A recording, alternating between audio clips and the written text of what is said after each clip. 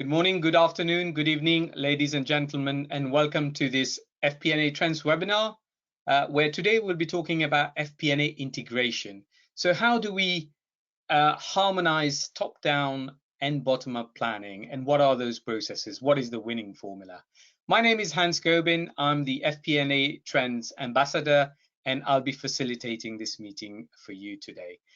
Just in terms of stats, so you know, we have over 500 people joining us today from 73 countries. So we have a great audience. So thank you for that. What do we have for you on the agenda today? So today we'll look at harmonization through integrated FP&A. What does that mean? How do we connect strategy to execution? An example of integrated FP&A. Technology and harmonizing planning. How does that work? What can we do with that? We will then do conclusions and recommendations, and then we'll go on to our exciting Q&A session right at the end. It is now a great time for me to introduce our panel. So panelists, if you would like to turn your webcam on and come and join me, that would be fantastic. And we will start the introduction. So we start with our first panelist, Mr. Timo Rantala, who is Head of Integrated Business Planning at Tikkurila.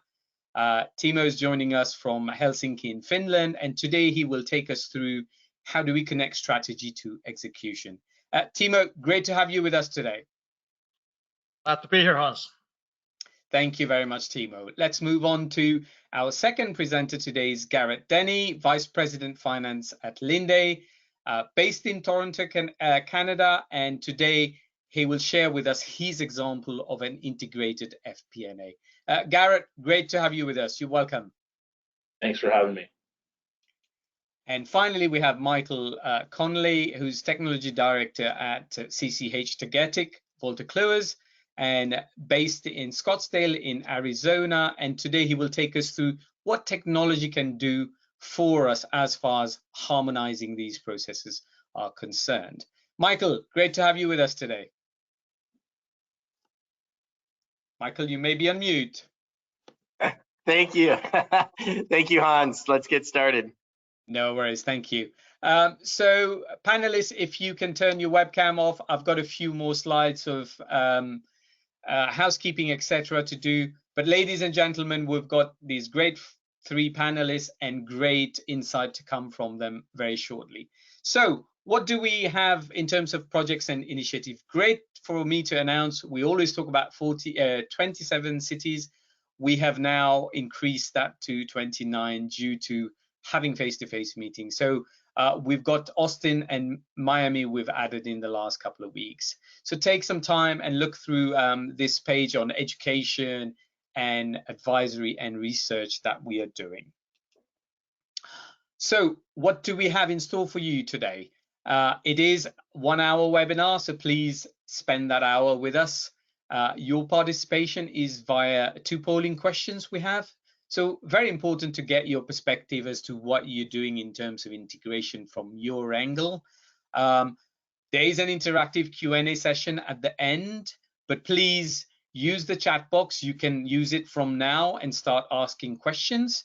Please direct it to the presenter or panelists you want it to be answered from.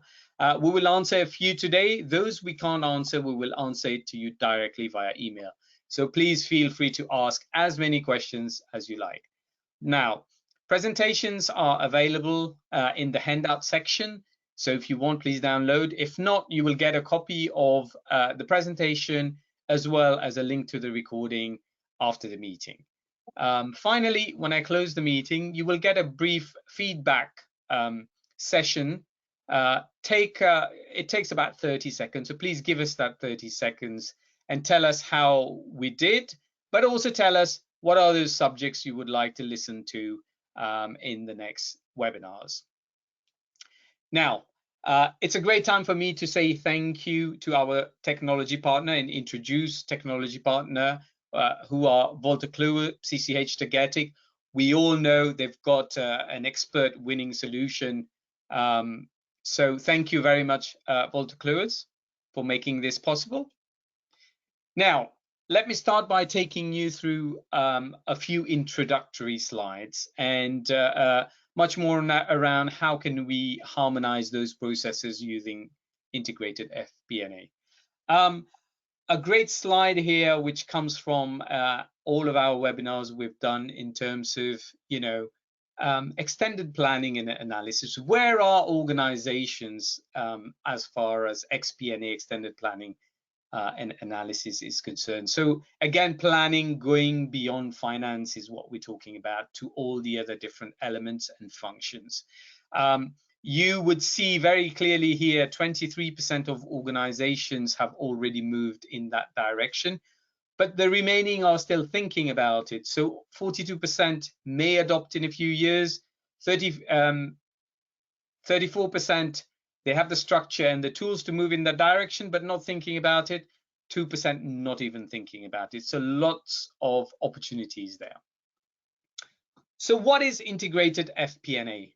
You can see clearly here, it is top-down, bottom-up, cross-functional budget, harmonizing the three key planning processes, which is the strategic plan, the financial business plan and forecasting, FP&A, the operational planning and forecasting as well. This is a great slide. I don't have that much time to take you through the whole thing here, but very important to see, why do we need it? Why do we need integrated FP&A? Evolution from traditional to best in class. What is it? Integrating plans and ways to introduce scenario management. How do you do it? Harmonizing plans using models, data, integrated platform, flexible processes. And then, how exactly do you go about doing it? FP&A board maturity model is the way forward. So let me very quickly share that with you. And you guys would have seen this since 2016, a couple of papers written on it, the last one this year, which is on transformation. Very important to highlight, this shows integrated planning, integrated FP&A transformation, the level 5 and the leading stage. So what are those organizations doing when they are in the leading stage? It's not just about technology, not just about data. It's got 6 swim lanes. So leadership, functional skills, and business partnering. And then you have processes, data, and analytics. So please spend a bit of time, map yourself out, and look at how integrated you are and what you can do about it next. And finally, let me leave you with this. So where are organizations on that maturity model transformation journey? Only 2% are in the leading stage. The green here, as we can see, 26% defined. So again, please try and map yourself out and have a look at where you stand and where do you go next? How do you get and achieve that integrated stage? That's all from me. Let me start to introduce to you my first panelist, who's going to talk about connecting strategy to execution. And for that, we have Timo Rantala, Head of Business Planning at Tikkurila. Timo, great to have you with us. Ready when you are. Over to you. Thank you, Hans. All right. So what's the problem we're trying to solve here? 11% of executives, or only 11% of executives, believe that strategic planning is worth the effort that goes into it. So why is that? And I'll start this from the very fundamentals, so please stay with me for a few seconds. As you know, all matter in the universe is made out of atoms. What are all organizations made out of? I would say that they are made out of decisions. And I like to think organizations as these decision clouds that move through time. And all management and leadership is really how to get these decision clouds to fulfill its purpose. And according to McKinsey, only about 20% of organizations excel in decision making, which brings us to today's topic, that how to connect top-down and bottom-up planning processes. And let me first start to answering why do we have different planning processes. So if you move to next page, please. So there's a simple answer that organizations are silos, structurally silos. So you have functional silos, hierarchical silos, and this decision cloud is really divided into smaller pieces. So you need some mechanism to break these. That's the reason why companies run different planning processes. But what's then the reason why they are often disconnected? I think there's a simple answer for that. And the answer is that the traditional planning processes are often disconnected from real world decisions. I think it's really that simple. What does that mean? So for example, strategic planning is often a plan creation process where companies think that we want to change product portfolio this way, or we want to start a talent development program. But they don't really make decisions to develop new programs. So because they don't make real decisions, there's really nothing to connect to on the next level. So the operational plans don't yet include these changes in the product portfolio because we haven't made those decisions. So the issue is that there's not really concrete things to connect to on the next level of decision making. And the same applies to budgeting, for example. Yes, companies are making resource decisions in budgeting, but they're not real life decisions like we're going to start these new product development projects. They are resource reservations that we might do these things at some point. But what if those reservations are based on assumption that the market will grow 10%, and in fact it declines 10%? So what are we going to do? Hire these people, develop these products anyway? Most likely we're going to evaluate the situation and make the real life decisions somewhere else. So that's the reason why the planning process often become as theoretical plan creation process, which are disconnected from real decisions, and therefore they're also often disconnected from each other. So how do you fix all this? If you move to next page, please. Timo, just to highlight, your sound is cutting on and off. If you move closer to the mic as well, that'd be great. Please carry on. Is it better now? Yes, carry on. Okay. So I think the solution to fix this is simply stop making plans and start making decisions, which is also a great HBR article. And connecting the top-down planning process to bottom-up planning process, it's really the same problem than how do you connect strategy to execution. And by execution, I mean sales rep visiting a customer, or a production worker building a tire building machine, for example. And the purpose of strategy is to create focus. There's many different definitions, but I would say many of them will agree that in strategy you are deciding to do some things, and especially not to do some other things. For example, premium winter tires for aftermarket instead of economy summer tires for OEMs. So those are big strategic decisions because they define the boundaries for this decision cloud. And according to McKinsey, only about 30% of organizations make clear choices in their strategy. So that means that for many companies, there is not clear choices to connect to on the next level. So that's your first problem in connecting this planning process. But you need also something else. And I believe you need to run a cross-functional decision-making process. And I believe you need to run two of them. One on what I would call tactical level, and one on what I would call operational level. And I do realize people have different terms for these things. So why a process?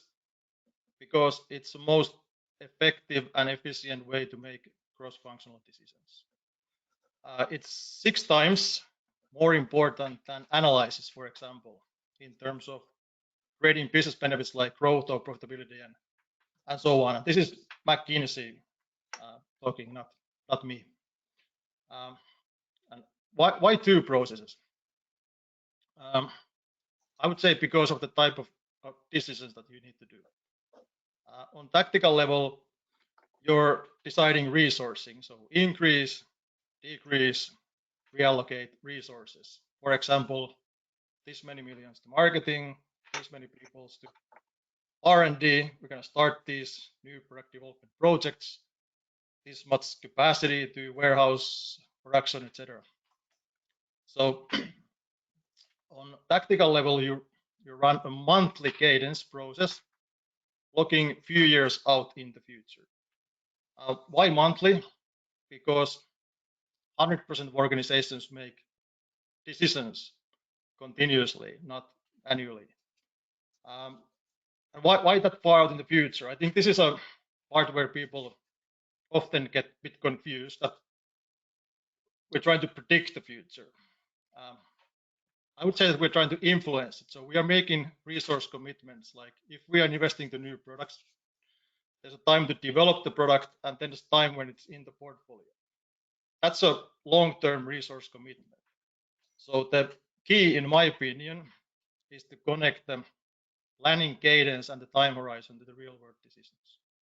And for the same reason, you run a second cross-functional decision-making process on operational level, because in the short term, you're constrained by your resources.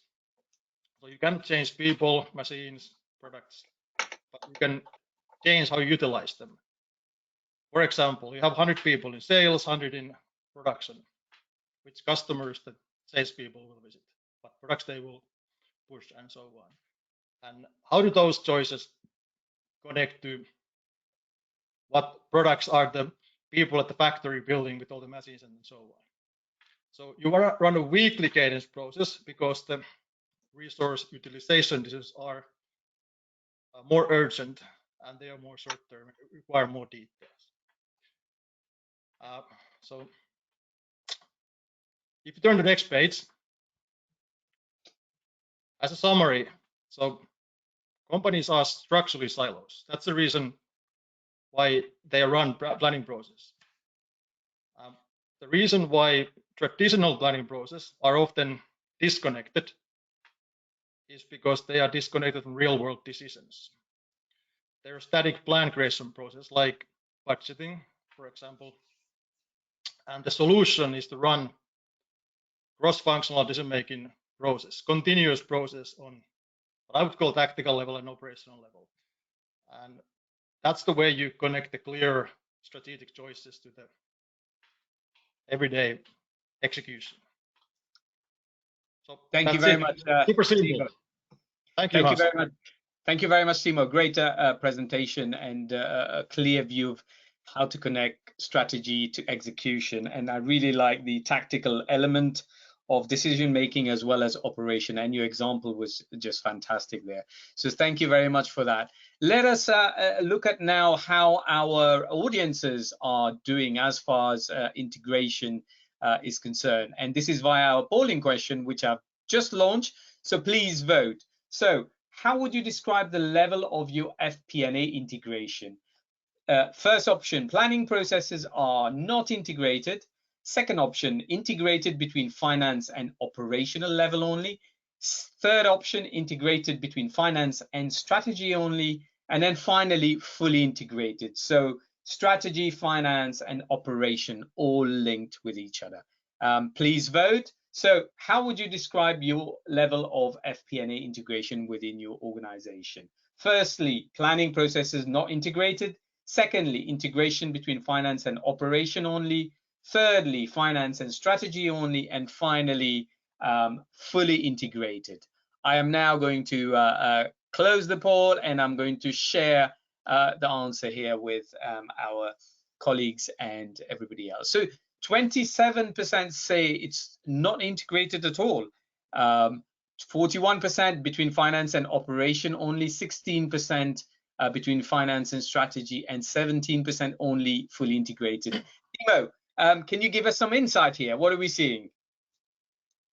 Yeah, I think this looks quite typical of what I would expect. So I wouldn't expect many companies being into fully integrated, and I think the planning process not integrated at all. It's a bit surprising. It is small to me, so seems like a good result in my opinion. Yeah, no, fantastic. Thank you for that. And you can see there's quite a lot of opportunity there. 17% fully integrated, and if you take 57%, they have some level of integration. You know, lots of opportunities there. So thank you very much, Timo. Let me just hide this, and let us go to that question of yours to the other panelists. So panelists, if you can join me, all of you, please. So how do you link strategy to your bottom-up planning within your own organization? Garrett, can I come to you very quickly, please? Yeah, one thing we've done is introduce long-range planning. You know, strategy being more long-range in nature, putting a process around planning that connects the strategy to the financials and eventually operations is something that has worked well for us. Yeah, and I guess you're going to talk to us a little bit about long-range planning in the next step. Thank you for that. If we go to Michael, your answer, please. Yeah, Hans, so I think that technology has been a gap. And so this integration that Timo was talking about is difficult to do without a foundational system to support that. And I look forward to talking about that when we get to my section. Fantastic. Any closing comment from you, Timo, before we move on? Well, we run this kind of process, what I was just talking to. So I think that's really the answer. Brilliant. Well, thank you very much. Timo, your sound does keep cutting on and off, so it goes down a little bit, but let's see how we can rectify that. So panelists, thank you very much. Let us now turn our webcam off and go to the next section of our presentation, which is on integrated FP&A, and an example of an integrated FP&A here with Gareth Denny, Vice President Finance at Linde. Gareth, over to you. Thanks, Hans. So as Hans mentioned at the start, you know, I'm an FP&A practitioner over the last 20 years or so, working in several different industries. And you know, one thing that I ask myself in each organization is, you know, where exactly do we sit on that planning spectrum? Because integrated planning is really more than just soliciting a financial plan from all the different functions. You really need to think about, you know, the data that supports the plans, the reporting that you have to turn that data into information. You know, different lead times. You know, I used to work in a department store here in Canada, and at some points we were trying to define strategy and create strategic plans past June for the next year. In a department store where we were buying across seas, those lead times were 9, 10, 11 months out to purchase. So if you're creating your strategy after June, you can't affect 2/3 to 3/4 of the year. So you really need to make sure across functions you've got your process lead times in order and are, you know, doing your strategic plans in time to catch your purchase plans and all the rest of your operational plans. So process lead time is huge. And so if we look at that overall spectrum, you've got some companies have no cross-functional integration whatsoever. The strategy is done independent of the financial plan, which is done independent of the operational plans. Some you do have some crossover where, you know, they're looking at different metrics that of the operations that affect the financials, but not everything. In some cases, like I mentioned at the top, you know, we ask each function for their dollar plans, but those aren't really backed up by any data or drivers. And then other ones where we've got select KPIs that are connected and aligned. And then, you know, getting into best in class, we start to have ones where, you know, we understand all the drivers, we understand all the KPIs, and we plan them, we report on them. And then when you can layer on any technology that helps automate and make those those connections faster, you're just that much more ahead of the game. So technology, adding it on is a very important factor.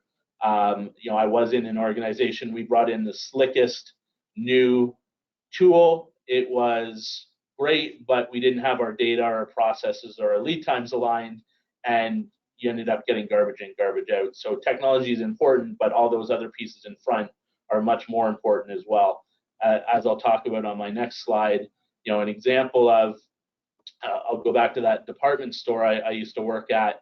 The way we approached it was we kind of took a Maslow's hierarchy of needs look at things. And for those not familiar with Maslow's hierarchy of needs, it's essentially a hierarchy where he looks at trying to understand oneself and understand others. And to really understand oneself and others, you need to first satisfy all the other needs at the bottom of the hierarchy. So your need for social acceptance, your need for security, financial security, your need for shelter, your need for food. You need to satisfy all those needs. If you haven't satisfied all those needs, you can't really understand yourself or understand others. This really applied well to getting to a fully integrated FP&A, this concept. So really understanding your drivers and KPIs. If you don't understand those, you can't really plan adequately. If you don't have the data to support the planning and the reporting to turn that data into consumable information, you can't really plan very well either. And then, as I mentioned in those examples prior, if your master calendars aren't aligned, you're missing the boat. You're already executing some things when you're trying to actually plan them. And so you need to have those master calendars aligned. Introducing a long-range continuous planning process is something that I felt was always key. It really spaced out and leveraged that alignment of master calendar. So as I mentioned earlier, strategy, if you're planning your strategy, longer range out, then the next step after planning that strategy is connecting that strategy to your financials and then connecting those financials to the operations. And to really make sure that you build up to that strategy, you're working at those detailed level, initiative levels in the operations to feed the financials, which then syncs up with the strategy. So very important step.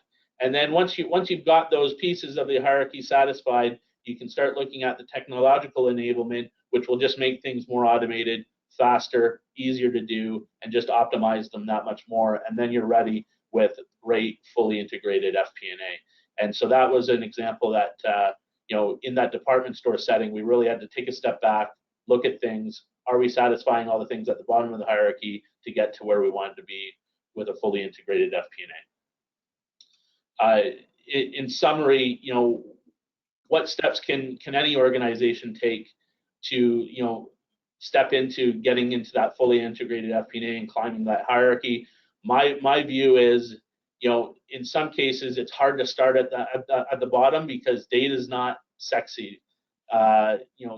It takes a lot of resources, a lot of time to really understand your drivers, make sure you've got clean data, one version of the truth, making sure that all your data definitions across functions are the same.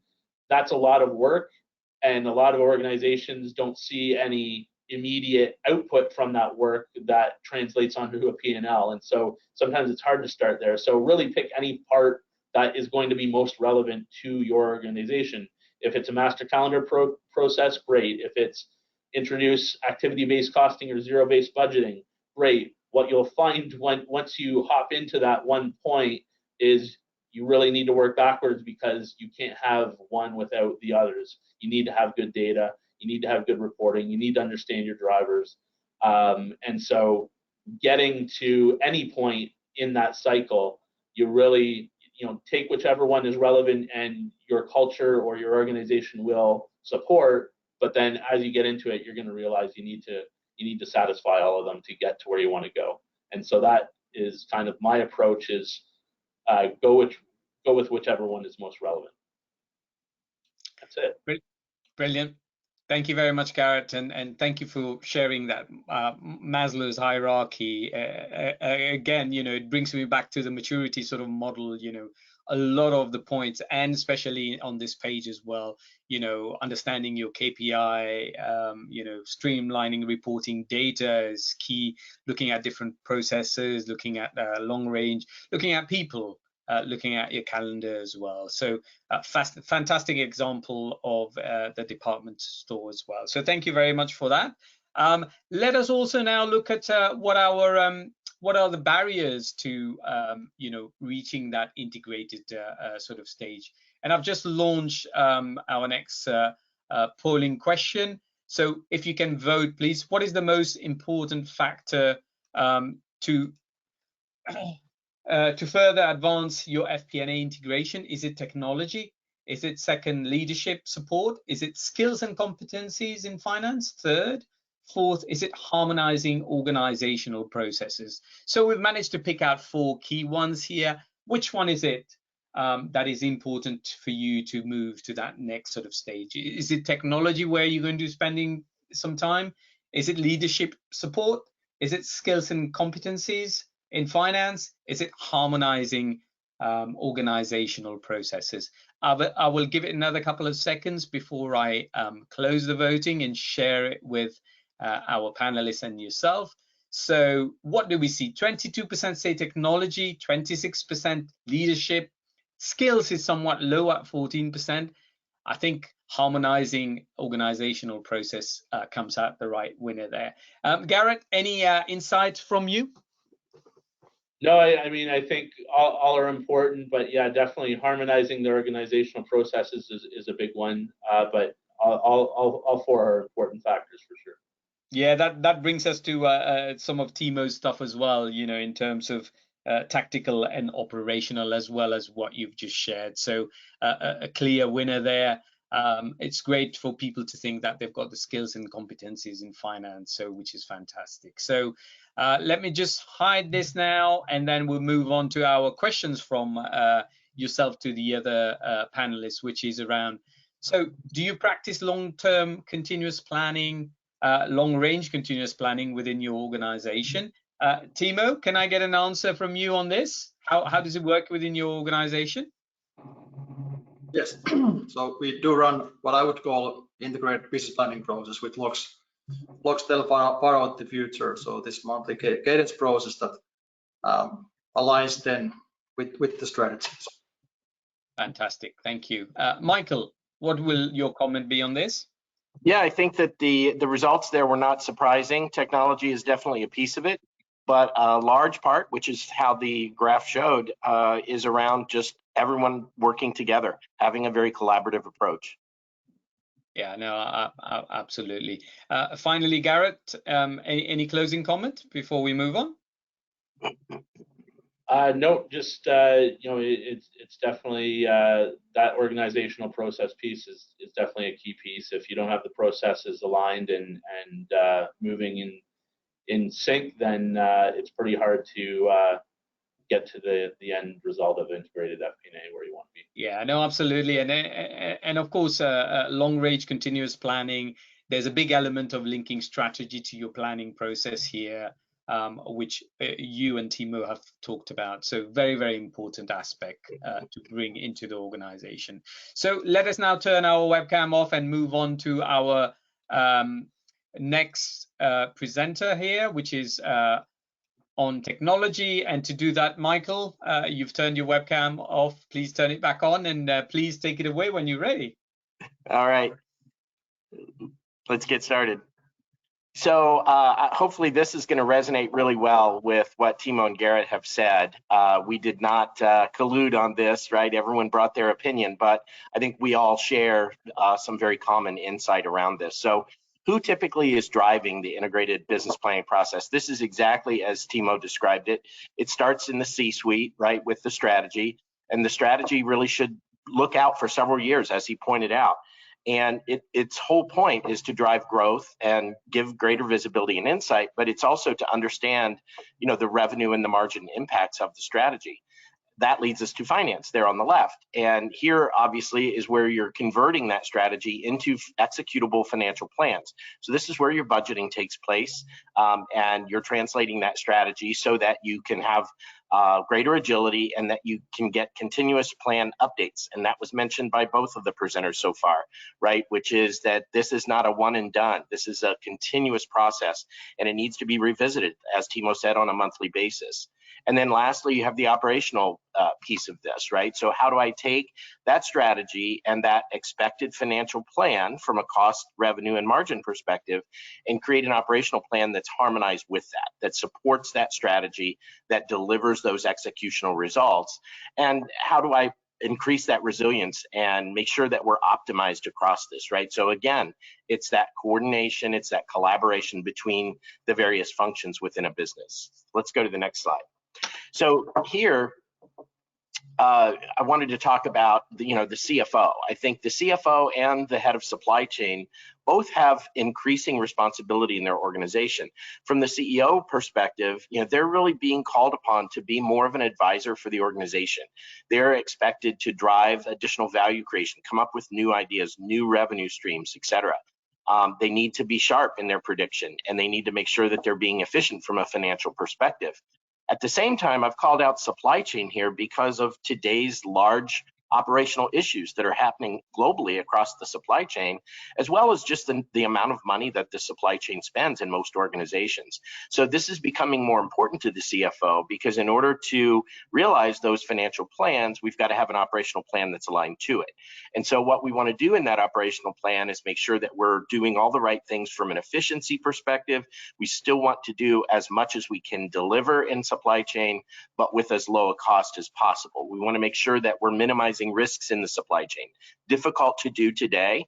And again, that's why this is becoming more important overall to the organization, and to be able to execute on the strategy is there are lots of operational issues globally in supply chains. And then to understand the financial target. Supply chains are being asked, what are the financial repercussions of your decisions? That hasn't always been the case. Finance has not always had a seat at that table, and oftentimes supply chain decisions are made, expenses are incurred, and finance finds out about it when the P&L comes out. So these elevated roles require a much more connection between finance and operations.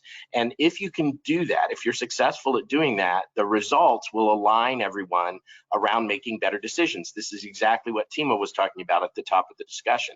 And so how do you get to those better decisions? Well, first is integrating the KPIs.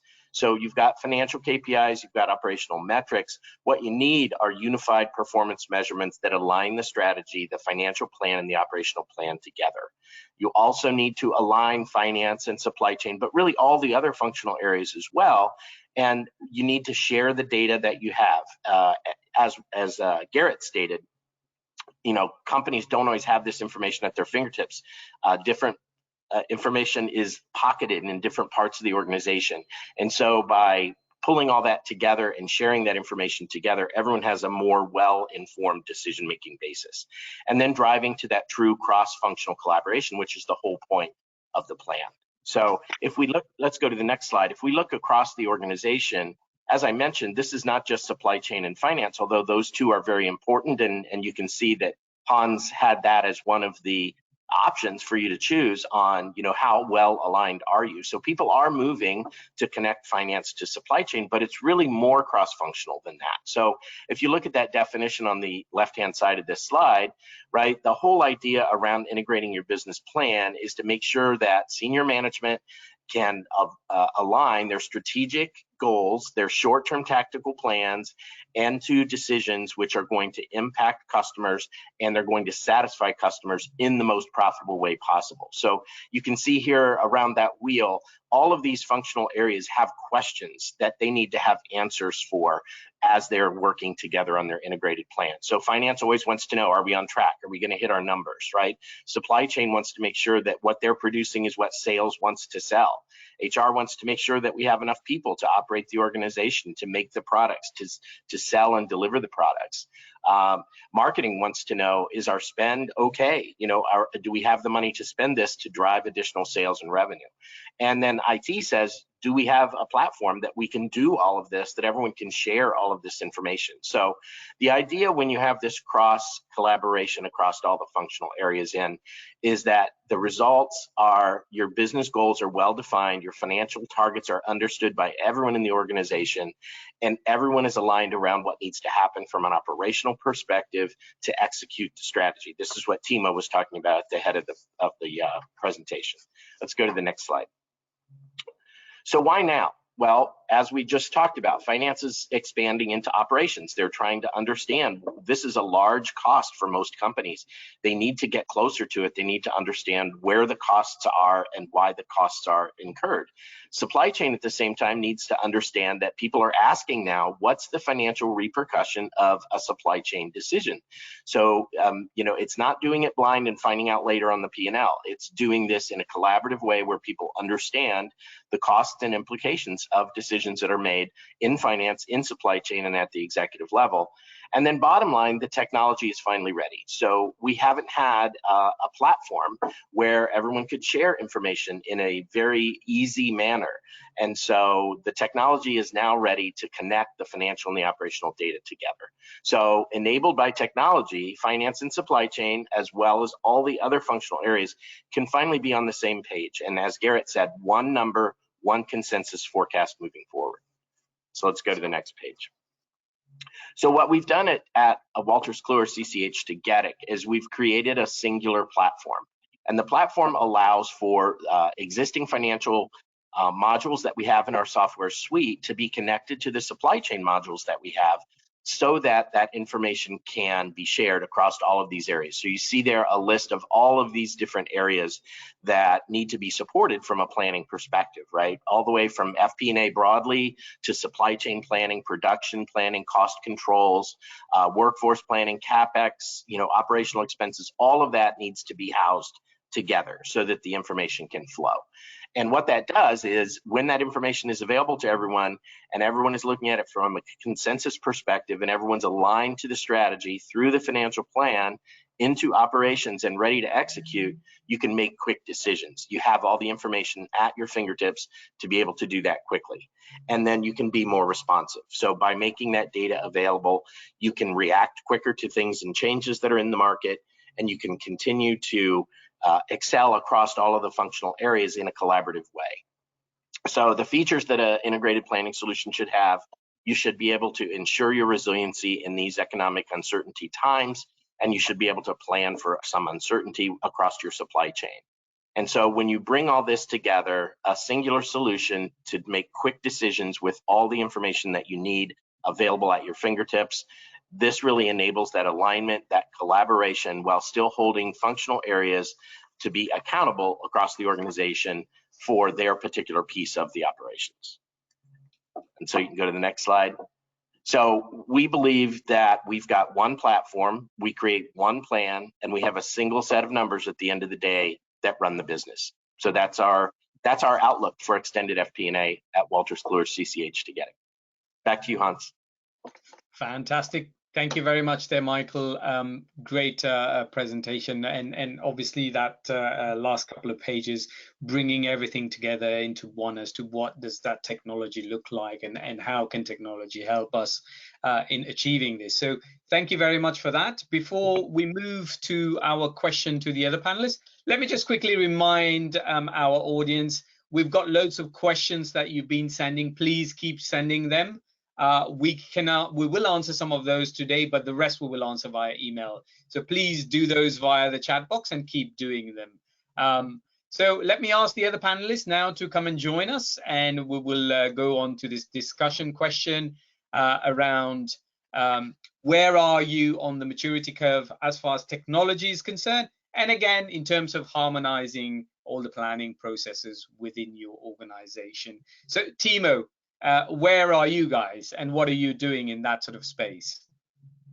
Well, I would answer this way, that I think the most important thing that I think when developing this process is that technology maturity should actually come last. So we try to be higher maturity with the behaviors approach and then align it with technology. So I would say that is the most important thing to keep in mind, that technology can be extremely powerful, but it cannot exceed the behavioral and process bottlenecks. So we try to live by that principle. No, absolutely spot on there, Timo. Of course, as Michael shared with us, as well as Garrett did, it's got to work in tandem with everything else around the organization, which is why the maturity model doesn't just singularly talk about technology. It talks about all these 6 different aspects. Thank you for that. Garrett, your comment, please. Yeah, I mean, we're always trying to climb the curve, but we're more at the bottom of the curve, but aware that we're at the bottom, trying to climb it as often as we can. Yeah, no, absolutely. And again, I go back to that maturity model where not everybody is at that leading stage, but it gives you and shows to you. And Michael shared with us, what are people doing, what are leading organizations doing in technology space, and how that can help you achieve so much more than what you used to. Of course, we are all on that journey, some at the beginning, some in the middle, some towards the end, but aspiring to get to that leading stage. So thank you for sharing that with us, Garrett. And Michael, what are your closing comments on this? How do you see the world? Yeah, so I think the polling question resonated with me because it's what we see in our customer base, is that only a handful of companies really have their arms around this. And part of it has been, as Timo just said, is that the technology hasn't been available. So you might put all the processes in place, but it's very difficult to chase information, right? And so what we see is a small percent are really there. Lots of people are striving to get finance and supply chain organized. I do a lot of speaking about how to do that through various measures. And then you have the companies that are doing an SIOP or an SNOP process with supply chain, maybe loosely connected to finance. And then you have companies that they're just struggling. They're not there yet. And I think one of the things that we feel, we're trying to be ahead of this, and we're trying to put this platform out in the marketplace and be in place so that as people are moving through that maturity within the processes, that at the right time we're ready to help them from a technology enablement perspective. Absolutely, and the fact that the technology is available and becoming more available is a massive plus. Whereas before, it was not, even the technology was not integrated, and you had too many systems talking to each other. Now you can find those platforms that is all in one and can do all of it. And again, coming from tactical and operational level that Timo talked about, and trying to link all those, you can do those in one place. So panelists, thank you very much for that. Stay on the webcam. We are now approaching our key takeaways session. So again, I would like to remind our audience to keep sending your question and to stay with us, because we've got the just after this, we've got the Q&A session creeping up on us, where we've got at least 2 questions to each panelist coming your way.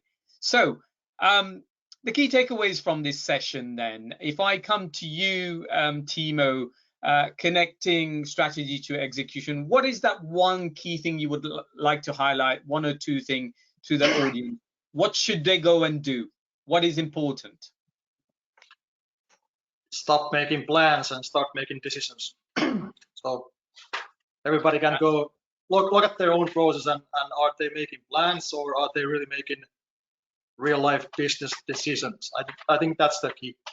Yeah, and making sure they link to each other as well, which is what your whole presentation was all about. So thank you for that, Timo. And of course, we saw an example from Garrett there, the Maslow's hierarchy, which came from the hierarchy of needs, and then he brought it to light as an organizational. So Garrett, to you, what is those concluding points? It's all about aligning process and data. Introduce things like zero-based budgeting or activity-based costing, and you'll realize you need to have process and data aligned. And once you've got those aligned, then you can move forward and have a great planning process.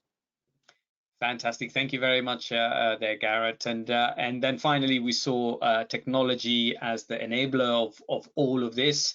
And let's go to Michael and see what his closing comments, his closing conclusions would be.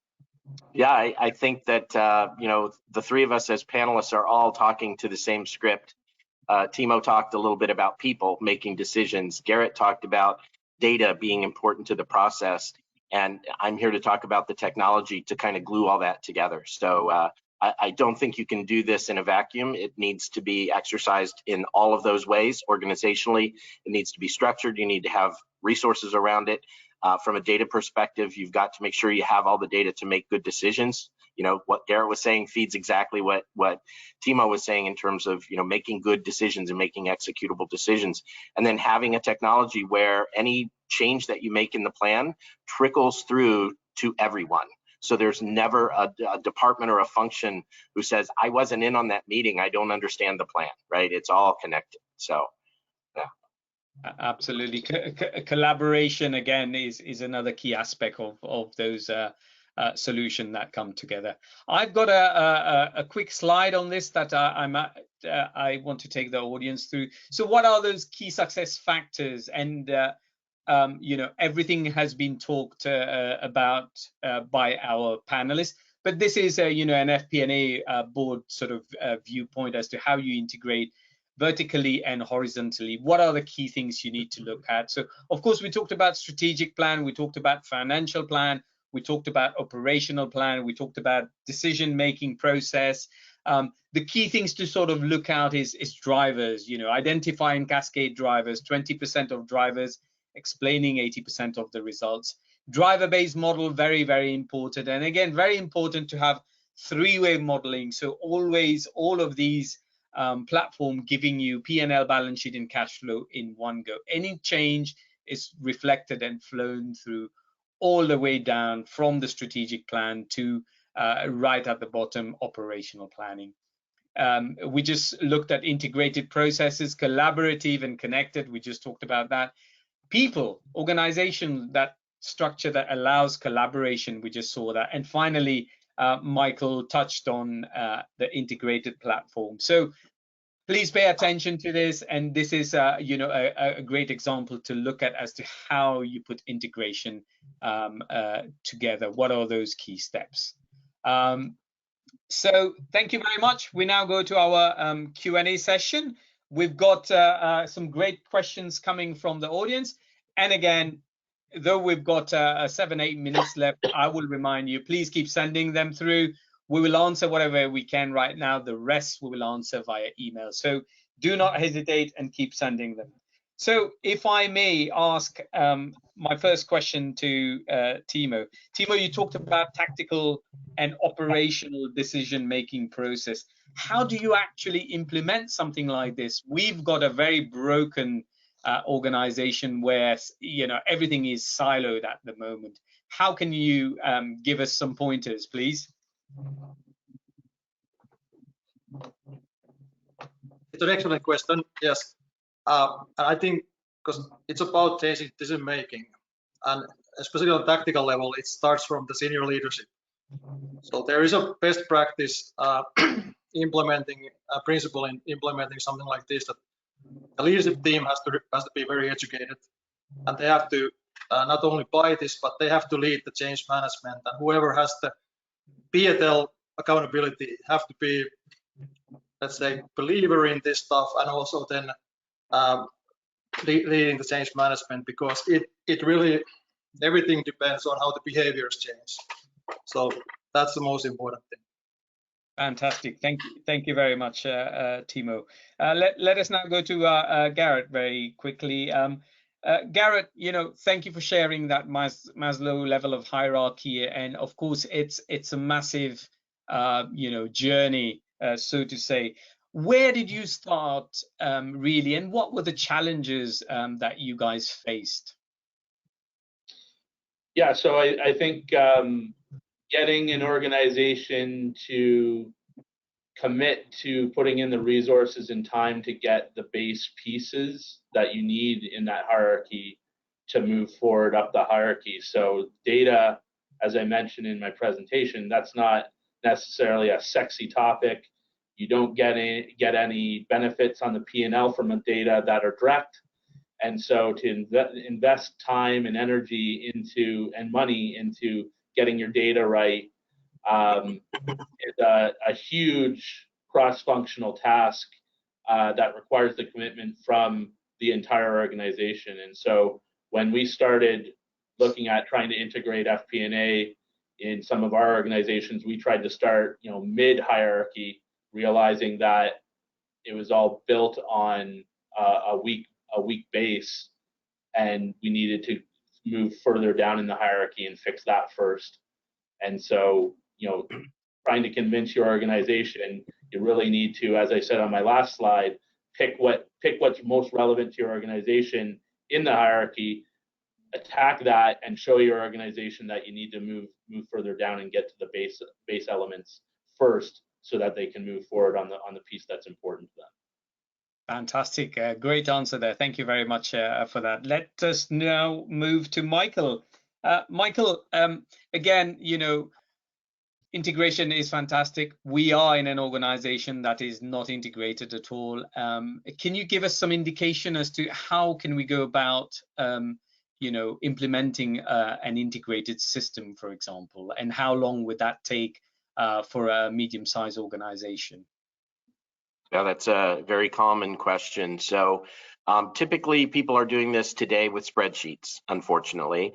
And so it's oftentimes, getting the right people in a room, having everyone there with their spreadsheets, and kind of going one by one through the functional plans, and then kind of assessing at the end of that, does this all align together? And where it doesn't, going back and revisiting the plans for whatever department that is that kind of isn't following that program. That's why the technology is so important, because think of that environment and what I just described versus having a system where all of that data is resident together and you have different views to the data. So I can look at something from a marketing perspective. I can look at something purely from a sales perspective. I can put my, my finance hat on, and I can look at everything from a sales, revenue, margin, cost, expense, kind of lens. Or from a supply chain perspective, I can look at how am I affecting customers, what's my relationship with suppliers, how good am I doing from an operational perspective, either in procuring goods or manufacturing goods for sale to my customer. Imagine all of that together and having one screen, one number, everyone's looking at the same thing, but they're seeing it from a lens that makes sense from their functional perspective. I think that, in order for people to get all the way to where we've talked about today, to the top of that Maslow pyramid, you've got to have something in place that facilitates that. Otherwise, it is difficult. In terms of timing, this isn't an extremely long thing.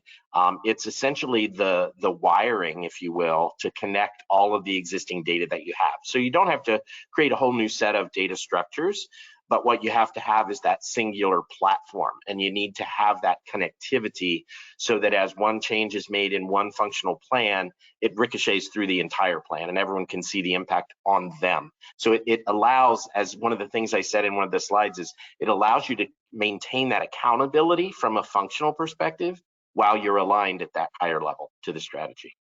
Oh, great answer there, Michael. And what comes to my mind, and I keep hearing this, is progress over perfection is very, very important. A lot of organizations always think about perfection, wait and do this, and they want everything 100%. And guess what? You never end up achieving that. I think the other great thing, what we've seen with COVID and everything else lately, and all these ups and downs that has been going on, the power of scenario planning within these instruments is just so powerful. And the fact that you're doing it with Excel, where nothing is linked, you can't link it to any operational plan. You have to go back. It's just not workable, is it? So thank you, Michael. Thank you, panelists, for all of your answers. I thought we'll be able to do 2 questions, but we're running out of time very, very quickly. So we'll leave the Q&A at this. Panelists, just stay on the webcam just to take you through a final few slides. Ladies and gentlemen, what is next for your diary? So we've got Following on from this, we're going to talk about real-time and continuous planning on the 16th of November. Put that in your diary. And then finally, again, another thing that Garrett touched on, zero-based budgeting, so a new age of zero-based budgeting. That is on the 23rd of November. Moving on, my last sort of slide is of course a big, massive thank you slide. So thank you to Wolters Kluwer for making this possible. Thank you to our panelists for all their hard work in putting this together, the slides, the insight, and answering your questions. So panelists, thank you very much for being here and all the hard work.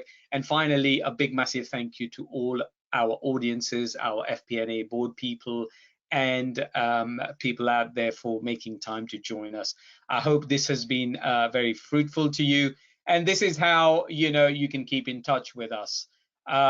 Just before I close the webinar, just would like to highlight that when I close it, you will get the feedback session or form. Please give us feedback, tell us also what you'd like to hear from us in the next session. So from now on, I would like to say thank you very much and take care. Thank you. This will be the end of our webinar for today. We hope to see you soon. Thank you very much. Bye-bye, everyone. Have a great morning, afternoon, and evening. Bye-bye. Thank you. Bye-bye. Thanks, Hans.